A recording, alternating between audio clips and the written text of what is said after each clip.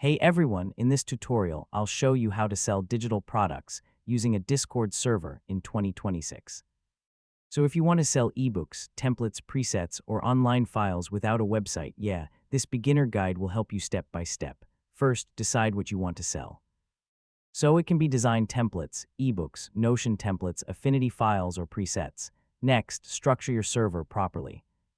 I mean, create channels like shop, free samples, support, and premium downloads. So create roles like free user and premium buyer.